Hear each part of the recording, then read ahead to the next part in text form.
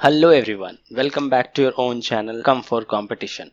SSC CGL 2019 tier 1 का last shift है ये, यानी 9 मार्च के थर्ड शिफ्ट का। मैथ्स के पूरे 25 क्वेश्चंस का सॉल्यूशन देखेंगे हम इसमें। साथ में इसका पीडीएफ भी है जो बाइलिंगुअल है, हिंदी और इंग्लिश में। उसका लिंक डिस्क्रिप्शन में है, आप डाउनलोड कर सकते हैं। So let's start today's session. For all the 18 shift of SSC CGL 2019 Tier 1st exam, link is in the description box.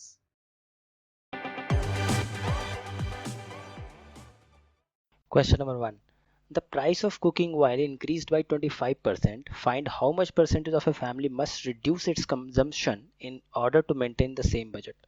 इसमें क्या कह रहा है कि सबसे पहले जो प्राइस है वो 25% बढ़ गया है, मतलब 4 से क्या हो गया है, 5 हो गया है प्राइस। अब क्या कह रहा है कितना घटाते, तो इस केस में हम क्या करते हैं कि इसको 5 ले लेते हैं कि पहले कंजम्पशन 5 होता था, तो अब कितना करना पड़ेगा, 4। मतलब जस्ट इसका रिवर्स ले लेते हैं।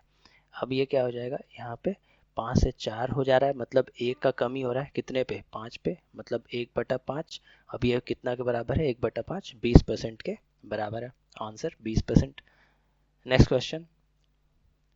The compound interest on a certain sum at the end of 2 years is 408. The simple interest on the same sum for the same time is 400. The rate of interest, तो दोस्तों 100 रुपए का 2 सम आएगा, 2 interest आएगा। ऐसा ही है, 400 रुपए है 2 साल का। अब बोल रहा है ये 408 है वही 2 साल का, तो इंटरेस्ट पे इंटरेस्ट कितना लगा होगा, 8 रुपए लगा होगा। अब यही जो परसेंटेज आया है 8 200 का कितना परसेंट है, यही तो देखना है। तो देख लेते हैं, 100 से 2 बार में, 2 से 4 बार में, 4% आंसर हो गया। नेक्स्ट क्वेश्चन देखते हैं। In a triangle if A B equal to A C, एक ट्रायंगल है जिसमें A B equal to A C है, मतलब ये कैसा ट्रायंगल है, isosceles triangle. A B C 72 degree, मतलब ये 72 डिग्री, तो बी ए सी ये पूछ रहा है, तो ये 72 है तो ये भी 72 होगा। अब हो गया क्या, 144 हो गया, तो ये कितना हो जाएगा, 36 हो जाएगा, क्योंकि पूरा 180 होता है। Answer 1। Next question. From an external point P a tangent PQ is drawn।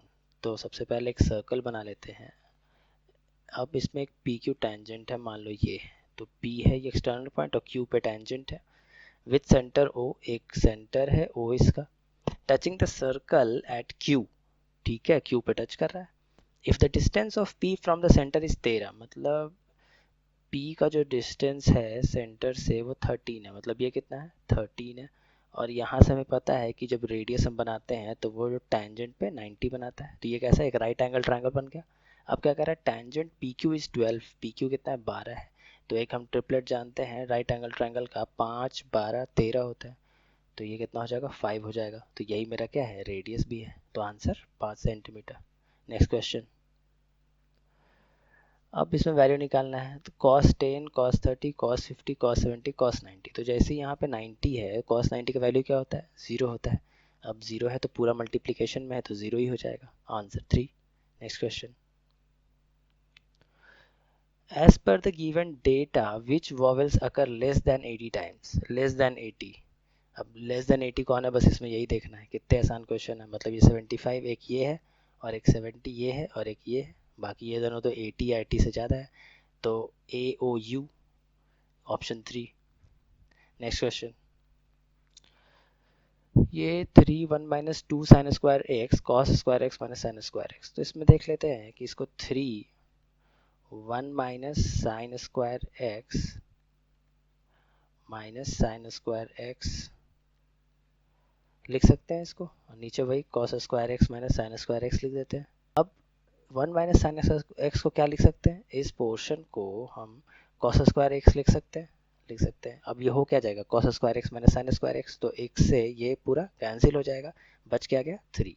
Answer क्या हो गया मेरा, option 2। Next question. P plus Q दिया हुआ है 7, पी क्यू दिया हुआ है 5 और वैल्यू चाहिए P Q plus Q cube, तो इसका वैल्यू होता क्या है, P प्लस क्यू और P square plus Q square minus P Q. अब इस पे रख देते हैं, P प्लस क्यू क्या है, 7 है। अब इसी को हम क्या लिख सकते हैं, P प्लस क्यू का होल स्क्वायर माइनस 3PQ। अगर इसको सॉल्व करेंगे तो वही फिर से वही आ जाएगा, तो 7 हो गया, और ये क्या हो जाएगा 49, और minus 3 into P Q, P Q क्या है 15 है, 5 है तो 5 दिया 15, ये घटा दो, 7 इंटू कितना हो जाएगा 5 गया 34 हो जाएगा, 7 चौक 28, 7 21 और 2 23, 238 इसका आंसर है, option 1। Next question, the distance between two stations A and B is 575 kilometre. A और बी के बीच का जो डिस्टेंस है वो कितना है 575 किलोमीटर। आगे कह रहा है a train starts from station A at 3 PM। यहाँ से कितने बजे स्टार्ट हुआ 3 बजे, ठीक है, और बी की तरफ जा रहा है, और इसका एवरेज स्पीड क्या है 50 का है, 50 kmph, ठीक है। अब क्या कह रहा है another train starts from station B at 3:30 PM। यहाँ से जो है वो 3:30 में जा रहा है, एंड मूव टुवर्ड्स स्टेशन ए, इधर की ओर जा रहा है, एवरेज स्पीड इसका क्या है 60 का है। How far station from A will the trains meet. तो सबसे पहले तो एक ही टाइम करना होता है, मतलब आधा घंटा इसको चलवा देते हैं, तो आधा घंटा में चल कितना जाएगा 25 किलोमीटर चल जाएगा, क्योंकि 50 की स्पीड है। अब ये बच कितना गया, ये 550 बच गया। अब जो स्पीड रिलेटिव स्पीड जो लगेगा उसमें ऐड होगा, क्योंकि जब आमने सामने हो, अपोजिट डायरेक्शन में हो, तो हम स्पीड को ऐड कर देते हैं। तो 60 और प्लस 50, तो टोटल स्पीड हो क्या गया 110 हो गया, और उसको कवर कितना करना है 550 किलोमीटर कवर करना है। तो टाइम बराबर क्या होता है डिस्टेंस बाय स्पीड, मतलब 550 बाई 110, 0 से 0 कैंसिल, और 11 से 5 बार में, मतलब 5 घंटे उसे लगेंगे। अब ए 25 किलोमीटर चल चुका था, और 5 घंटा भी और चलवाओ, तो 5 घंटा अगर 5 की स्पीड से चलेगा तो 250 किलोमीटर चलेगा, और 25 किलोमीटर ऑलरेडी चल चुका है, मतलब टोटल 275 किलोमीटर के बाद जाके मिलेगा वो, क्योंकि ए पूछ रहा है ए कितने देर बाद जाके मिलेगा, तो 275 किलोमीटर के बाद, option 2 answer. A car dealer purchased an old car for 1,08,500 and spent some amount on its maintenance. He sold it for 1,56,250, thereby earning a profit of 25%. How much money did he spend on the maintenance? ठीक है, बोल रहा है जब 1,56,250 में बेचा तो उससे कितना हुआ 25% का फायदा हो गया, मतलब अगर ये 5 है तो उसका कॉस्ट प्राइस 4 होगा।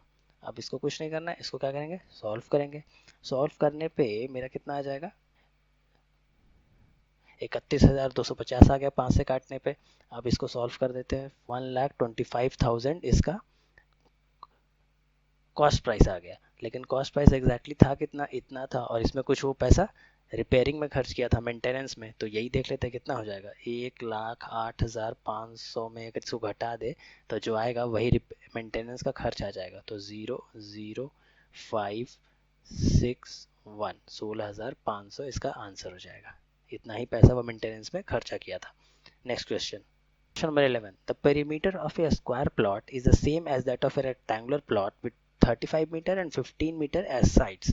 ठीक है, तो होता क्या है 2l प्लस बी, यही होता है उसका पेरीमीटर रेक्टेंगल का, तो ये कितना हो जाएगा 2 इंटू 35 प्लस 15 50, मतलब 100 हो जाएगा, ये पूरा पेरीमीटर है, और इतना ही पेरीमीटर जो है एक स्क्वायर का भी है, तो ये कितना हो जाएगा 25 25 हो जाएगा चारों, तभी तो 100 हो पाएगा।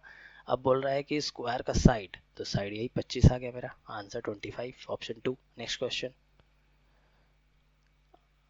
अब इसमें देखिए 515 गुणे 485, तो इसमें साफ दिख रहा है ये 500 से कितना ज़्यादा है 15 ज़्यादा है, और ये 500 से कितना कम है 500 से 15 कम है।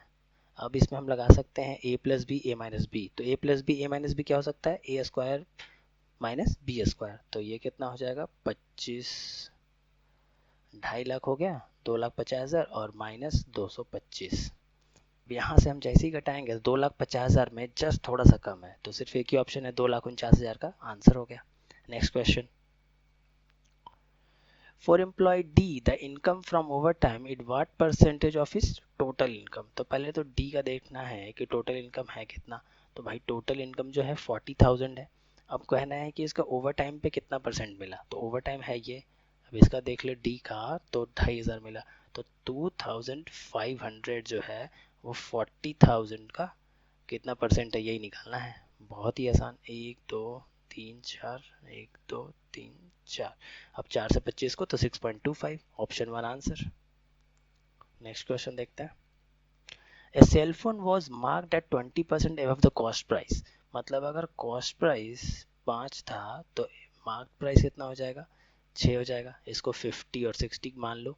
एंड डिस्काउंट 10% वॉज गिवन, अब इसमें अगर 10% का डिस्काउंट दे तो सेलिंग प्राइस कितना हो जाएगा, 60 का 10% 6 तो 54 हो जाएगा। 50 के चीज़ को अगर 54 है बेचे, मतलब 4 रुपए का प्रॉफिट हुआ है 50 पे, तो 100 रुपए कितने का होगा, 8 रुपए का प्रॉफिट। तो 100 रुपए पे जो प्रॉफिट होता है वही परसेंट है, 8%। आंसर हो गया। Next question, the greatest number which may replace star in the number 1190 star 6 to make it divisible by 9। तो 9 से डिविजिबल करना है इसको, ठीक है। अब इसको 9 से डिविजिबल करने का एक नियम है कि जोड़ के 9 आना चाहिए, तो ये 9 आ गया, और जैसे जैसे 9 आते जाए उसको कैंसिल कर दो, 9 से कैंसिल। अब 6 2 8 हो चुका है।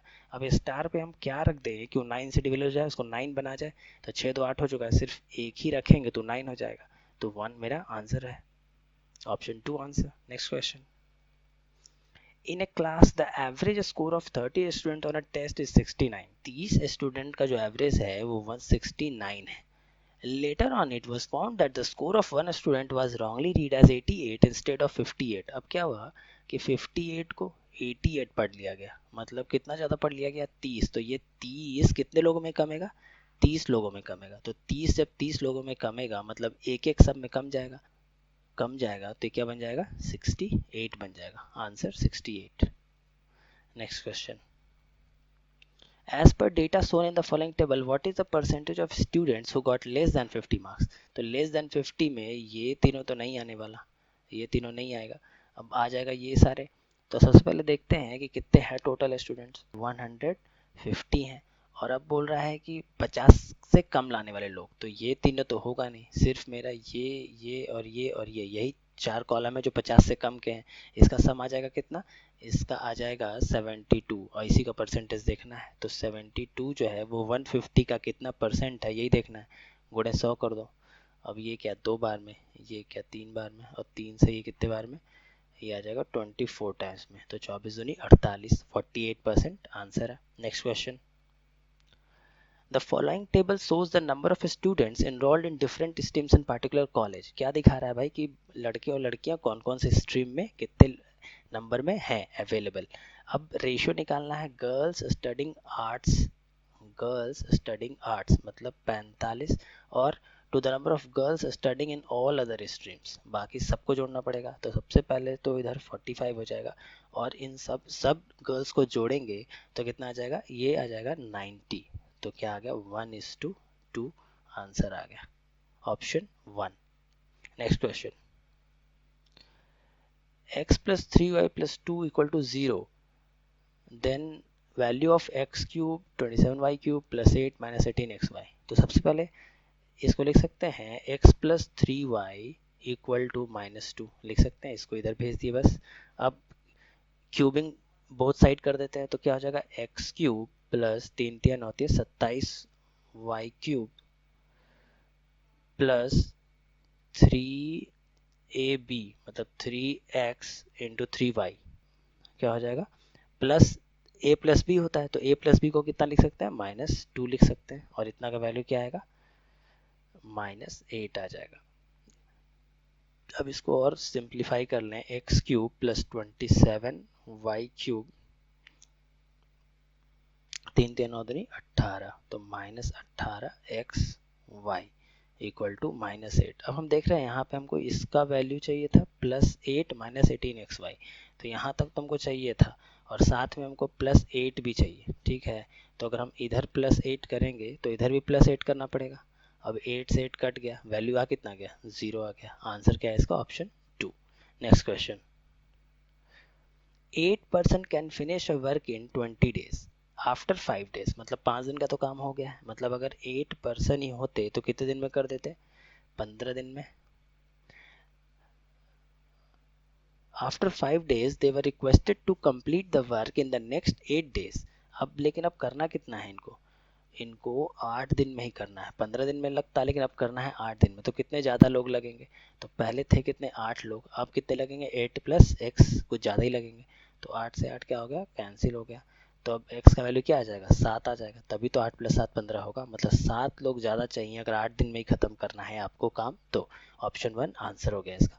Next question, If an amount of rupees 990 is divided among A, B, C in the ratio 3:4:2, तो पहले देख लेते हैं इन तीनों का सम। 3 + 4 7 2 9, तो 990 को 9 में बांटना है और B को कितना मिलेगा, तो B को वैसे मिल कितना रहा है 4, तो वही 4 से गुना कर दो।